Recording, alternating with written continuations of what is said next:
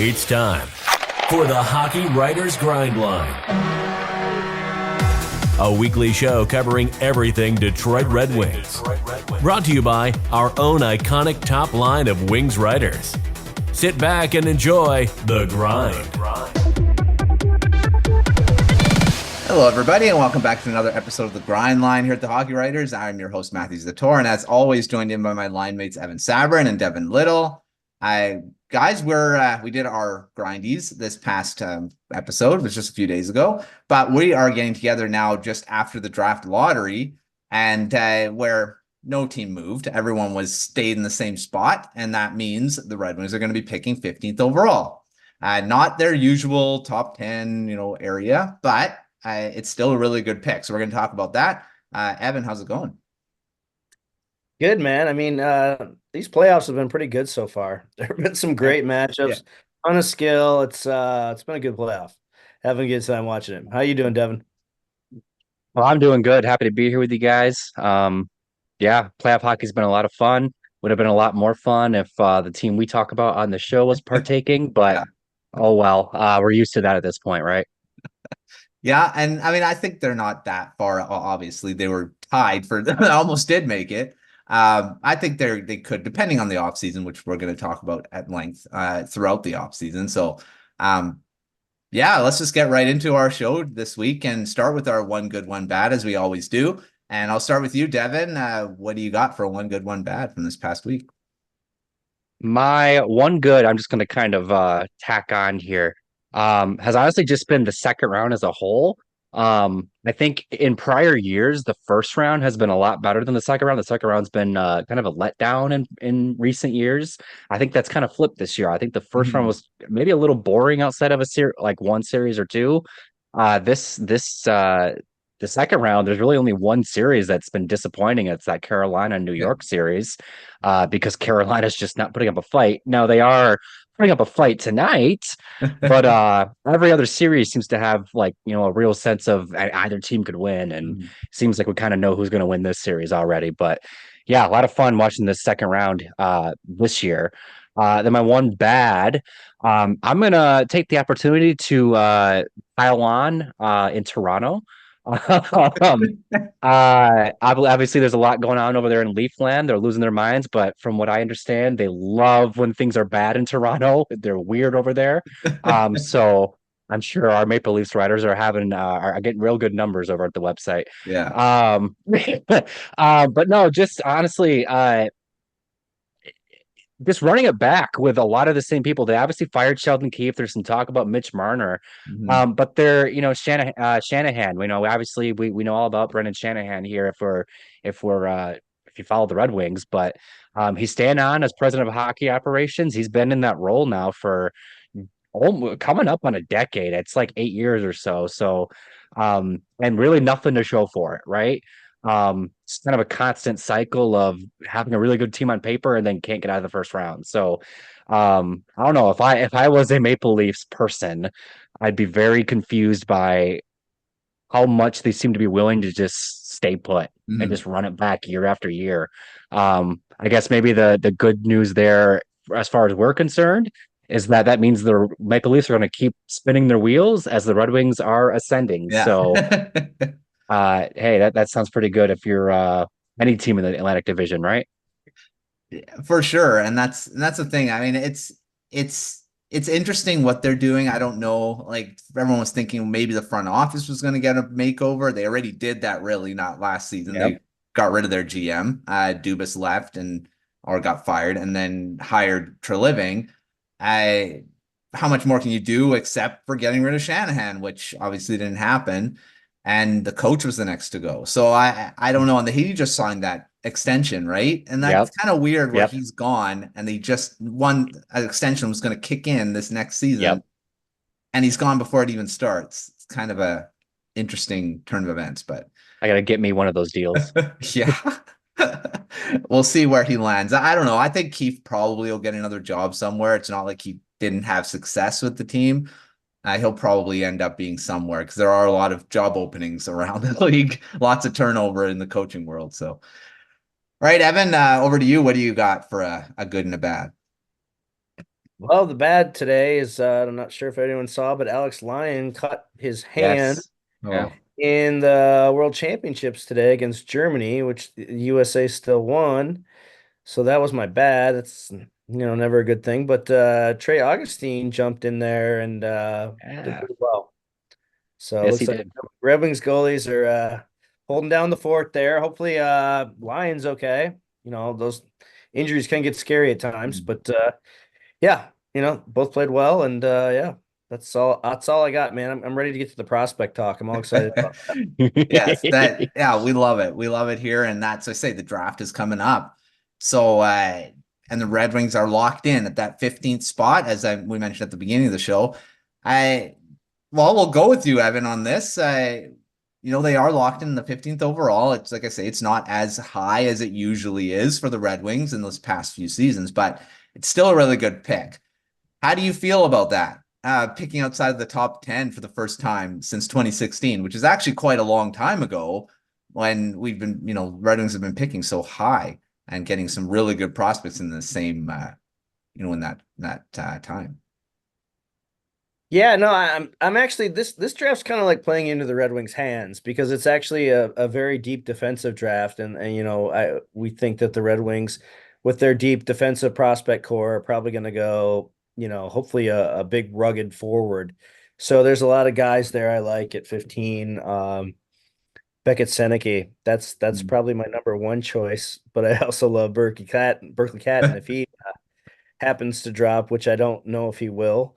Yeah, I went down the prospect pool last night. I couldn't sleep, so I jumped on YouTube. All these damn highlights. I'm like, oh, who's next? I mean, they're gonna get a good player. I believe at 15, a guy that probably might it might take maybe just a year or two to even make it to the NHL. Michael Branson Nygaard comes to mind Mhm. too. It's a player that I like, but I think if I had my order for picks right now, it's Seneke, Catton, although he won't drop there. And I like Liam Greentree a lot from Windsor, and I think the Red Wings are very familiar with his game, living there so close. Another big rugged forward. So yeah, the draft's coming up soon, man. I think I'm going to go to the draft for my other job that I do, and I'm really excited about this one. I think we're gonna get some good picks here. Mhm. Get some good guys here.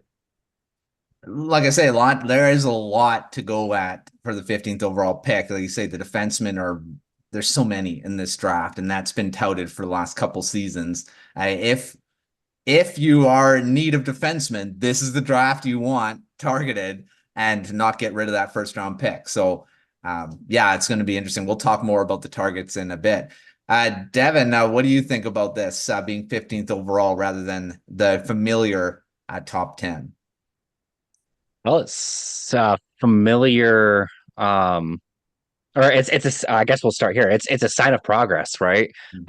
If you've been picking the top 10 for a long time, like the Red Wings have, you hope to eventually find yourself outside of that range, and the Red Wings finally do. Not quite the lowest pick they could have while remaining out, and so that's good. The St. Louis Blues have the 16th pick, so they're the best non-playoff team. So the Red Wings still have a top 15 pick. That's still really good. And like has been said, you can kind of expect they're going to get a really good prospect there. Because it does seem like this is just kind of echoing what Evan said. It does seem like it's kind of setting up to where there's going to be a run on defensemen in the early part of the draft, and that's going to set Detroit up to take one of the better forwards in the draft. And there's a lot of names that could be available too. It's a wide range too, just depending on how things play out. And the other part of this too is that the Red Wings are familiar with this pick. Twice in the last, what would that be? 10 years. They've picked 15th overall. 2014, they picked a guy named Dylan Larkin, and that worked out pretty well. And then 3 years ago in 2021, they traded up to acquire the 15th pick, and they selected goaltender Sebastian Cossa. There you go. And obviously, it's been kind of an up and down thing with Cossa, but right now it's an up, and we're very excited about Cossa. So, in theory, the Red Wings have got their captain and their top center at 15th overall, and they got their goalie of the future at 15th overall. So, if you need some sort of assurance that they're gonna get a good player at 15th overall, let those picks tell the tale. There will be talent available there. You don't need to pick in the top 10 to get a difference maker. Especially in a draft like, I mean, I don't know how deep beyond the second round it is this year than compared to last year, but there is a lot of defensemen, not just in the first round, but yeah, going into the second as well. So lots of quality, lots of quantity as too. So we're gonna find out. And I think they're gonna get a really good guy there too. Like I said, we'll talk to specifics in a couple minutes here. All right, let's go off the rush, and we're gonna do our little quiz here, and I'm gonna quiz you guys on a few stats for the Red Wings. Now the season is over, and I picked a few that aren't easy. They're not easy stats that you could just kind of run off. Who's the top scorer? Those ones. But so let's see how you guys do. So I'll start with you, Evan, on this one. Who had the most giveaways on the Red Wings this season? Oh God! Oh, no. We all know who I'm gonna say. Not one you expect. Oh man, forwards or defense or just total for the team? It's everyone. Yeah, for the whole team. Okay, whole team. Wow. I'm gonna say DeBrincat. It's not DeBrincat. It is a forward. Devin, who do you got? Wasn't a bad guess for sure. I'm gonna say Patrick Kane. He passes the puck a lot. No, it's not Kane either. It's Dylan Larkin. Oh wow. Okay. 44 giveaways. Petrie was just behind him with 40. Okay. That would have been my That's the first thing that runs in my head as soon as I hear the word giveaway. So he was there. That's what I assumed, but I looked up the stat. I'm like, it's probably Petrie. No, it was Larkin. That was a good one. All right, next one. I'll keep it with you, Devin. We'll go the other side. Most takeaways. Ooh.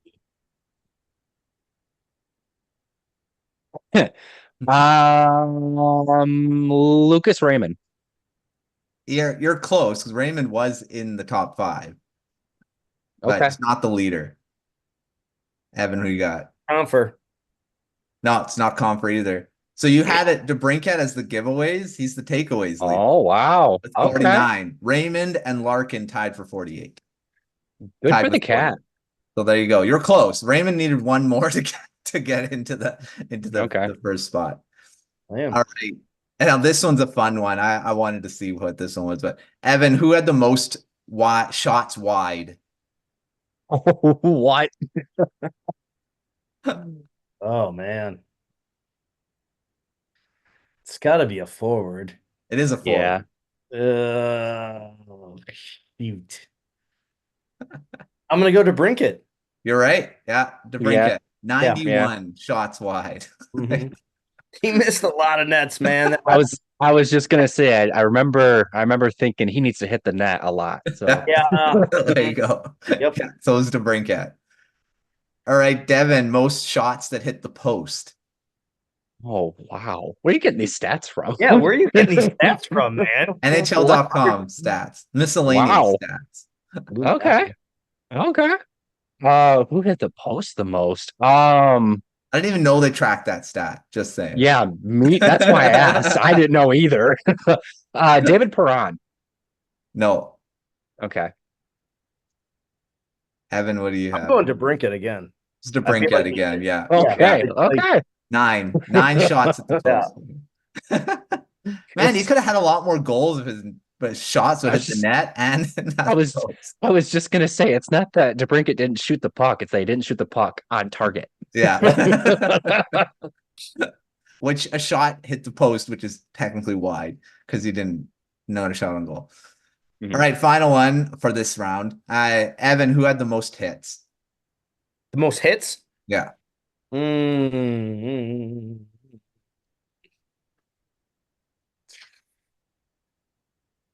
Cider. Yeah. Cider, 211. There you go. I guess as well. All right. Well, you guys did pretty well, I think. First two kind of were close with guys. So there you go. We'll see what the next round after in the final round. We'll see how you guys do there. My brain's crashed now, man. I'm not gonna make it to the next round. I've got a buffering screen going on right now. Yeah. All right. Well, before we move on to the second half of the show, we got to remind everyone of our Substack here at the Hockey Writers. Lots of great stuff over at the Substack. We've got the Red Wing stuff, which features all of our articles in the past week and comes out 2-3 times a week. And also our premium tier, which gives you exclusive articles, reports, tons of fun stuff there. So take a look in the link below to find out more. All right, let's stay on the draft here and talk about, I know, Evan, you talked about a bit about some targets that you want the Red Wings to kind of look at. So I'll start with you, Devin, on this. Who would you like, or who or what? I mean, you don't have to specifically say players, but positions. Should it be best player available when they get to that point, or should they be looking at some needs? I mean, obviously, it's probably going to be a defenseman because there's going to be quite a few there.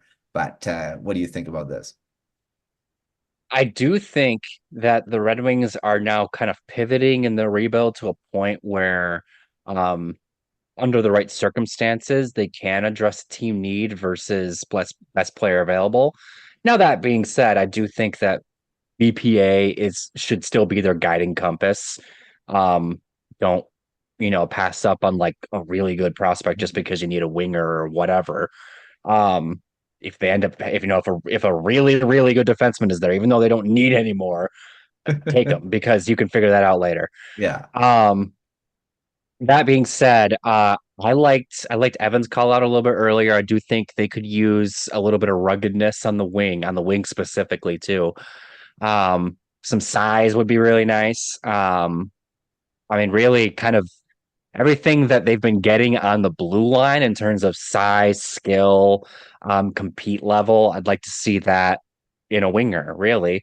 Now that being said, I don't think I'm dead set on that, but I do think that a winger would be my preference going into the draft if I'm Steve Yzerman. They've gone center the last two drafts in the first round with Casper and Danielson. They got Axel Sandin Pellikka last year. Loads of more defensemen. It just seems they haven't drafted a winger in the first round since Lucas Raymond in 2020.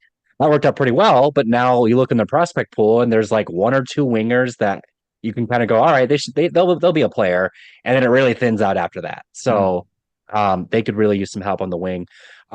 Players that I have in mind, I won't go too in depth on this because I'm sure we'll have plenty of time to really get into this between now and the draft. But just a couple of guys that kind of stand out to me would be Liam Greentree is a guy that stands out to me. I like him a lot, actually. He might be my guy right now. Michael Brandstad-Nygaard, I think, fits a lot of what the Red Wings like to do. Just in general, I think he also kind of checks a few boxes for me. Konstel Helenius is another one. I don't know if he's going to be there, but if he is, I think he's kind of I think he'd be a slam dunk for me. I like his game a lot. And then the last one I'll throw out, another one that I don't know if he's going to be there, but if he is there, I'd at least like to see them consider Cole Yzerman, not just because how fun it would be to hear Steve Yzerman call Cole Yzerman's name, but also because I think Yzerman checks a lot of my personal boxes of what I'd like to see the Red Wings do in the first round. He's a bona fide goal scorer. He's kind of a boomer bust prospect, but I'd love to see the Red Wings kind of go for the home run swing. They haven't really done that in recent years. So I think if Yzerman's there, he really checks that box. Yeah, I mean, there's a lot more there's a lot of other guys that they should consider. I'm sure Evan's about to name off a few more of them. There's a lot of talent that's a lot of forward talent that should be available to them on their when it's their turn to pick. Yeah. I mean, they could go for defenseman again. I mean, if there's one, like you say, it drops and they're like, oh, you should really go for him. I mean, even if you don't need him to per se, you could trade him or trade someone away in the future to address other needs, right? There's always that possibility. But I do like, I think it was Evan, you'd mentioned Berkeley Catton. I don't think he'll drop to 15. If he does, definitely take him. He could, I mean, because of his size. I mean, that's the only real knock on the guy. And then you got like Cole Yzerman. I think from his performance at the U18s, I feel he's probably going to be picked in towards that 10th spot. maybe. I mean, I thought he was going to drop, but he kind of boosted his stock again after his performance at the U18. So yeah, I don't know. There's lots of good guys though. Evan, who you got to kind of add to that list? Well, if it were up to me, it would be Beckett Seneke. I really like this guy's play. I think he looks like what a lot of scouts and a lot of people in the NHL thought Kirby Doc would look like if Kirby Doc could stay healthy. Yeah. This kid's a little wiry, but his skill's elite. I really like him as a player. Again, Berkeley Catton. I don't know if he's gonna make it. I watched a lot of tape on him last night, though. He's not a guy that's gonna go all out defensively for you. Mhm.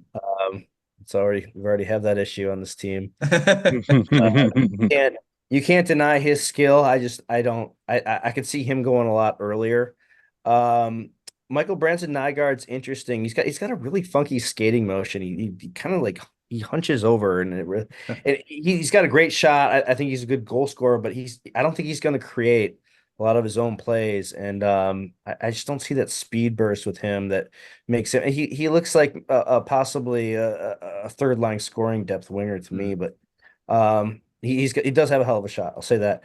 But Trevor Connolly's going to be another interesting one. There's a lot of people, had some issues in the past, some bad social media posts that were, of course, caught. I'm not going to go into the details. But on top of that, he, in the gold medal game versus Canada last week, he took a really terrible penalty in the third period, a really bad one. It was a headshot there. Literally cost USA gold medal. So I'm thinking, he could be a guy that drops in this draft. I mean, you can't deny his talent though. I think he has like top 5 talent in this draft.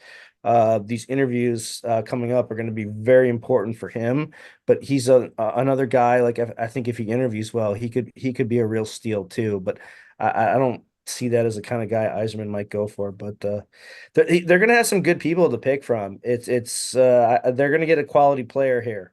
And I really hope they don't trade that pick. But we'll see, man. I'm excited for the draft. This is my favorite time of the year.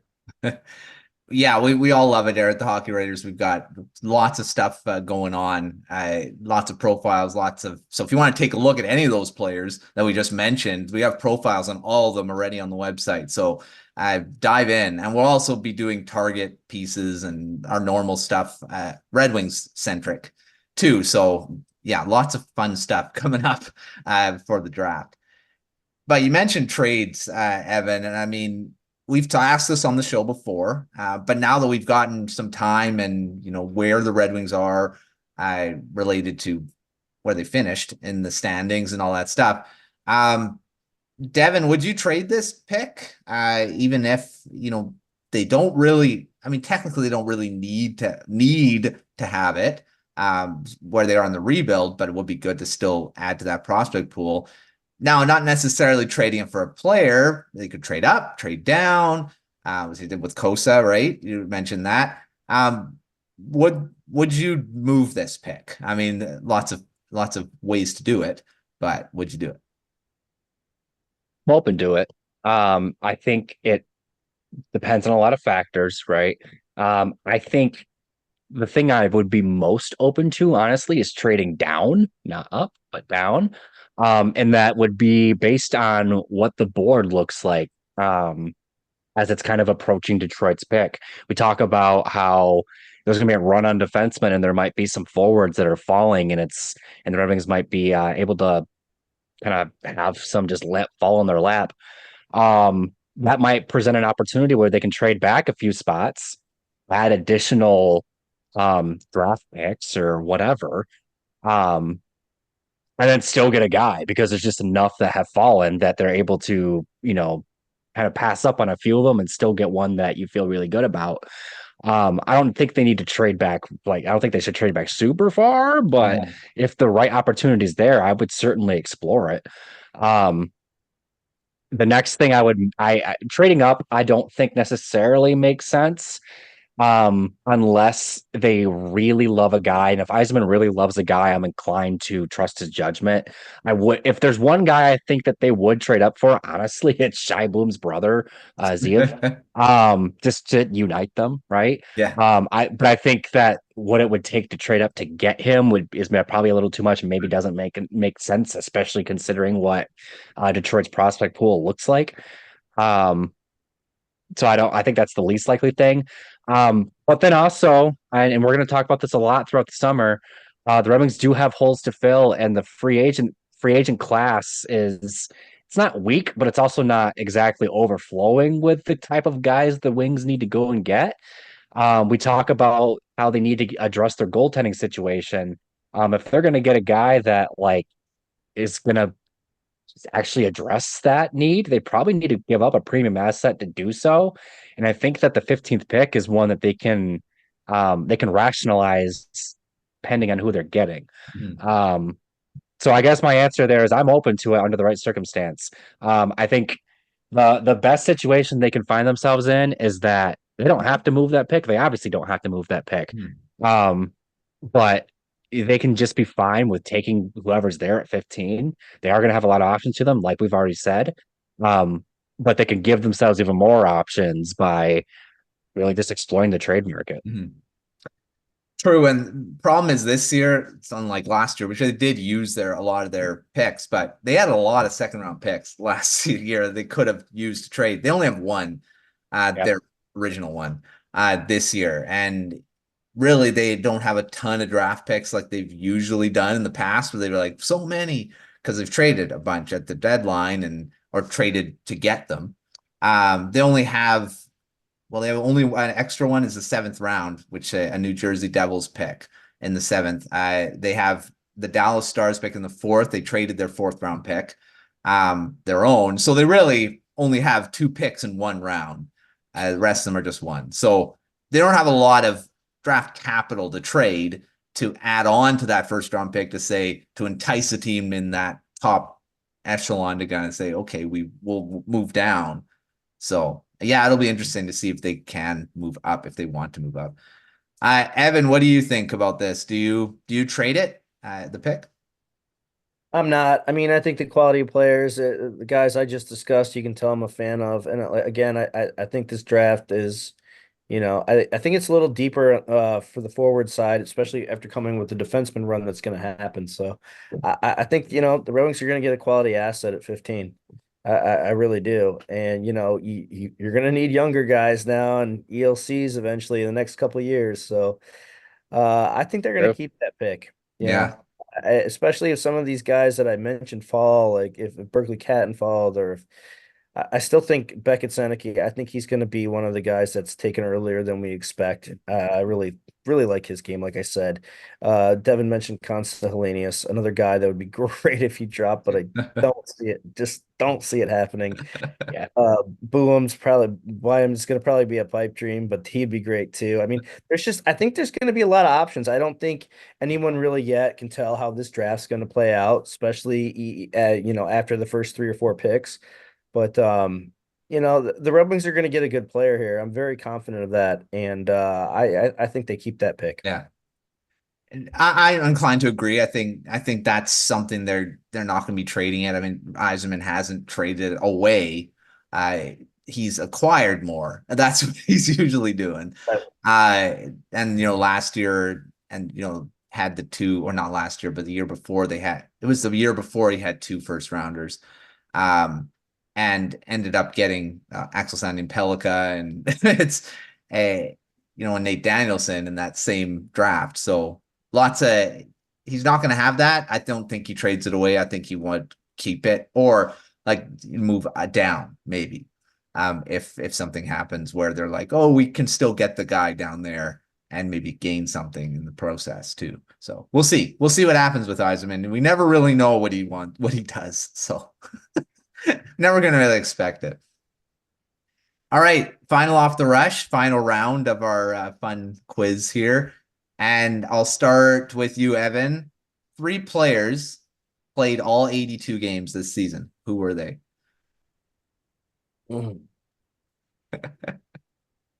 Cider, Yep. Raymond. Yep. And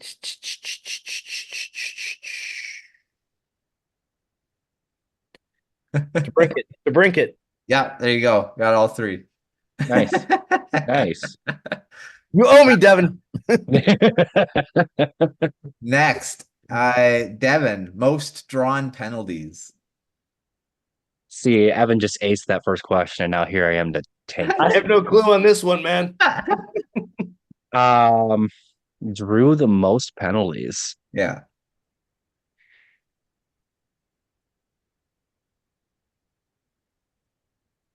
Lucas Raymond. Yeah. Yeah. Hey, 40. He drew 40. 2 for 2. We're doing much better than the last Yeah. time. Yeah. All right, we'll stay on the penalty track. Evan, who took the most minor penalties? Oh, darn it. Can I say Ross? Rasmussen? Nope. It's a defenseman. Oh. Who took the most penalties and they were a defenseman? Minor penalties. Minor penalties. So not included majors and whatever. It has to be Cider, right? It's not Cider. Oh? Jake Wallman. Nope. No? Okay. Sherratt. Ben Sherratt. Right. Okay. 28 minor penalties. That's crazy. All right. Who had the most power play goals? Evan, I'll start with you.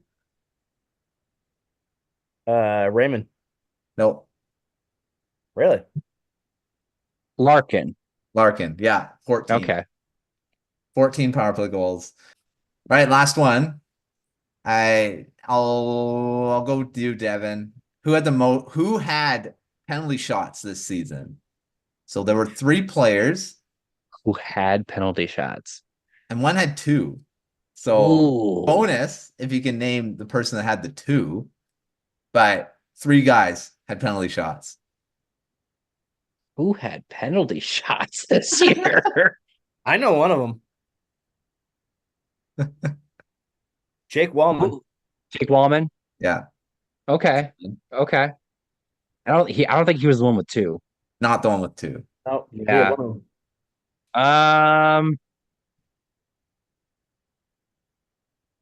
Was Larkin one of them? Nope. No? Okay. Well, no, it's not the normal guys you'd expect. Yeah.